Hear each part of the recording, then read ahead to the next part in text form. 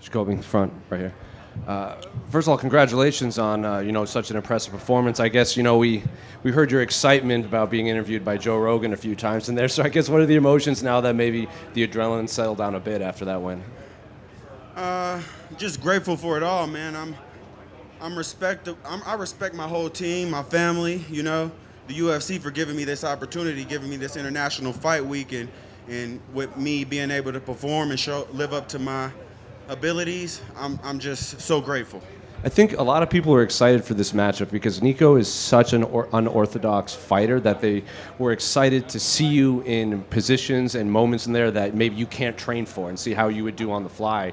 So I guess what was it like actually being in there with Niko Price? It was a little bit more than I expected, to be honest, because usually when I slam people like that, they turn into their belly trying to get up. He throwing hammer fists this way, that way, left, right, and they're connecting, giving me eggs on my eyes, Right. So definitely had something that I had never seen before, and I'm proud of myself for overcoming and performing the way that I did. And, we've seen Niko finish a lot of people off his back with strikes, with submissions and everything. So it's one thing to watch it on tape and prepare for it. It's another thing to see it. Because when you were on top of him, he immediately started throwing elbows and hammer fists from the bottom. So I guess what's that like? Yeah, I'm not sure if the first elbow he threw is what had me leaking or with me slamming and our faces colliding. But I know everything happened so fast, I just know I seen blood and I knew it was mine because I was smelling it. And then that shark instinct kicked in and I was like, woo, let's get it, baby. Let's show this world. Let's get a bonus, hopefully, performance of the night, and get the UFC fans want me back in there as quick as possible. So that was going to be one of my questions. I guess, what do you want the rest of your year to look like? Do you want to be really active? Do you want a slow rise? What do you want for your career? I want to go home and hug my daughter and my son and recover to the point where I feel good, and then we'll talk. But right now, I'm just going to live this moment. Is it almost annoying that, fighters, they spend weeks at a time preparing, they're grinding it out, they win, and the first thing we ask is, all right, what's next? No, because we do this for y'all, The fans, the people that aren't capable of doing this, I might ignite somebody that didn't believe that they had the ability to do it, and then start busting their ass and become a UFC fighter themselves, That stuff is what gets me going. It's not I'm this God-given ability. Everybody need to praise me. It's never been nothing like that, It's for you guys, man. So, gotta love it. And then just last one for me. When Niko stood up pretty quickly, he was upset and helped you up, and then you guys kind of hugged and had a few words for each other. What'd you guys say in there? Oh, I just told him how much I respected him because I didn't know nothing about him. I didn't watch any videos. And then I was in my hotel room, and I got a little nervous than I usually do every fight. So I got on his Instagram, looked him up, and I seen his family, all his kids, and how much he reminded me of me when I get money. The shit that I would do is what he doing. And I'm like, man, I would love to fucking kick it with Niko Price, And I told him that, and that's just what it was. With him getting up the way that he did, I think it was because I didn't let the submission go, because the ref told me, don't stop until I stop you, even if you think he tapped. And I knew he was tapping, but the ref didn't move in as quick as he should have. So, it was what it was, but that's what our job is. So we cleared that up real quick. I don't think it didn't seem like he was upset at you. It just seemed like he was upset that he lost. Yeah. So, just a bummer situation. So, yeah, that's, take it how you take it. That was just my point of view from me, Yeah. Talk about a little bit about the power of that choke, because once you locked it in, it didn't even seem like you fully had the legs around him, and he didn't even see it coming. Yeah, when I locked that choke up, I haven't locked one of those up ever, unless they let me lock it up, showing me this is how you get to it. But when I start going live and fighting in the wrestling room training, it's hard for me to get that, even on my teammates that I'm training with as lightweights. And when I got it, I was like, oh, I've never felt it like this. I know this is something special. And then I threw the foot in, and that cinched up, and I just knew it was over. I was not gonna I was gonna squeeze until I couldn't stand up. So up to this point, you've had all the finishes with the hands, but now you got a submission. Which did you like a little bit better? The hands, because look at this eye. I ain't never had to deal with that. Actually, when I was 7 years old, my little sister, she's 2 years younger than me. Her name is Jacobe Smith. I'm telling you, before I fought Niko Price, she was my toughest fight. Now Niko Price is my toughest fight. You still probably don't mess with your sister though. Yeah, oh, she's about it. And last for me, I mean, what was the best part tonight? Was it going out to this big crowd? Was it getting the Joe Rogan we got out there, or was it the fact that you got your first submission victory?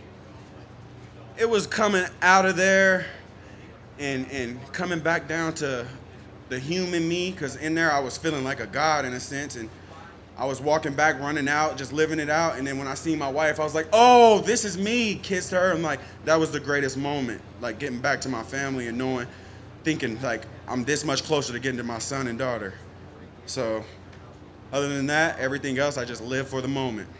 Jacobe over here. They mentioned it on the broadcast, you being the biggest betting favorite in UFC history. Was that something on your mind going into the fight that can, for some fighters, it's a lot of pressure?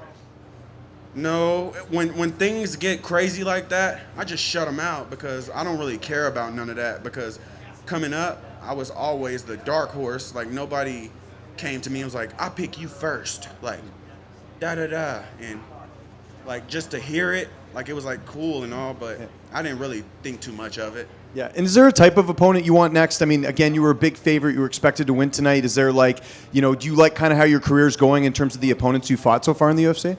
Absolutely. I think God got a plan for me. I ain't really going to speak too much on that because this is a business and there's so many people in here that they got to deal with and get in, and attitudes not getting to fight and this and that. So I'm going to play my role and stay respectful, and hopefully that put me on the radar to where they give me a call and let me know and we get to talking business. And how much of this win is to your team? We see, Coach Safe there. You train with Jeff Neal. You got a lot of really high-level fighters at Fortis. I know there's a standard that's sort of set there in that gym. How much has that sort of led you in the right direction to where you're at in your career?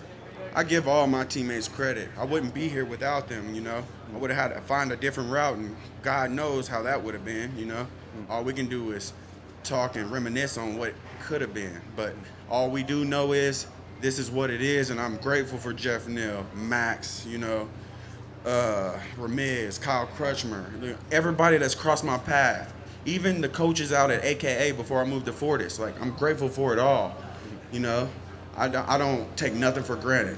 Yeah, and last one for me. What does a post-fight celebration look like for you tonight? I know you're a family man. Just gonna, go take it easy, have some good food, and watch the rest of the fights. Yeah, for sure. I'm gonna try to get up to 180 pounds. Is what I'm gonna try to do. Congrats on the win. Just a quick one for me. Yes, sir. You mentioned you saw how Niko spends that money.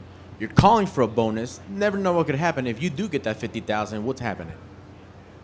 No, nothing. That ain't enough. I'm gonna keep living like I live. I mean, I'm not calling for the bonus. It's just if it happens, I'm moving in a direction to, hopefully be living like Niko. I seen his Instagram one time, and I'm not a hater and I'm not somebody that idolizes anybody or anything, but I respect what he's doing. He loves his kids. He's there for them. He got 7 of them. I used to want 10. I got 2, and I'm like wanting to pull my hair out. It's crazy, and I respect that. I'm just here to learn from everything and everybody, not just fighting. I just wanted to go back real quick. Your answer, sorry, left side of you over here. You were talking about the betting number and growing up being an underdog all the time. I guess can you explain how to shift that mindset when you're always an underdog? That probably drives you a lot. It probably like motivates you to go to the next level. And then all of a sudden everybody's like, no, you're not underdog anymore. Like everybody thinks you're going to win. Like how do you change that mindset?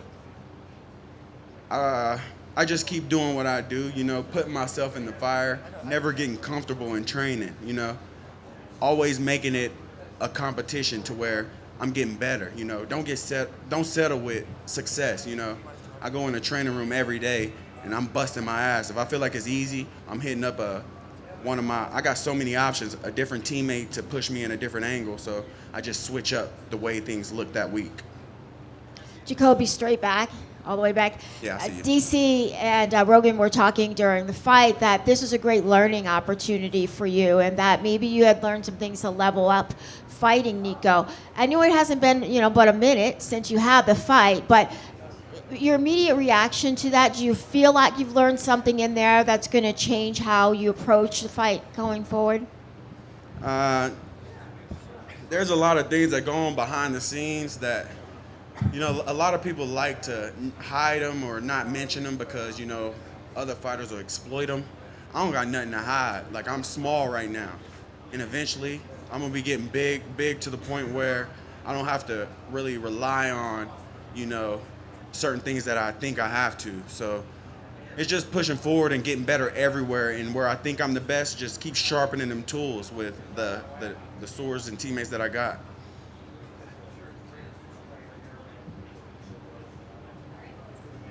Thank you.